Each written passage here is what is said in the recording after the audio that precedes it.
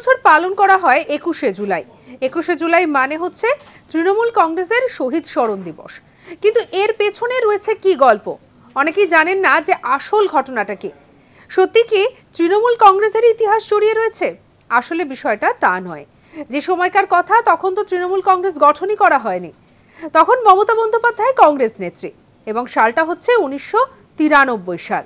এই 1993 সালে মমতা বন্দ্যোপাধ্যায়ের নেতৃত্বে মহাকরণ অভিযানের ডাক দেওয়া হয়েছিল তৎকালীন বাম সরকারের বিভিন্ন ঘটনা, বিভিন্ন কিছুকে বিরোধিতা করে, এবং যার মধ্যে অন্যতম যেটা নিয়ে আসা হয়েছিল ছাপ্পা এবং রিগিং এর অভিযোগ। আর এই অভিযোগকে সামনে রেখে মহাকরণ অভিযানের ডাক দেন কার নেতৃত্বে? কংগ্রেস নেত্রী মমতা বন্দ্যোপাধ্যায়ের নেতৃত্বে। এবং যেটা জানা যায়, সেই সময় রাস্তায় রাস্তায় ব্যারিকেড করে দেওয়া হয় এবং ধীরে ধীরে যখন মিছিল এগোতে থাকে মহাকরণের দিকে, তখন পুলিশ বেশ সক্রিয় হয়ে ওঠে এবং একটা সময়ের পরে এই যে মিছিলকে আটকানোর জন্য পুলিশ নাকি গুলি চালায়।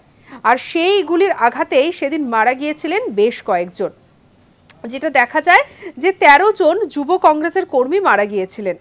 এবং এই শহীদদের উৎসর্গ করে এই বিশেষ 21শে জুলাইয়ের দিনটাকে তারপরে তৃণমূল কংগ্রেস গঠন করার পর থেকে মমতা বন্দ্যোপাধ্যায় প্রত্যেক বছর শহীদ দিবস হিসেবে পালন করে আসছেন এবং স্মরণ করে আসছেন। সঙ্গে রাখুন আজ তাক বাংলাকে, সাবস্ক্রাইব করতে ভুলবেন না।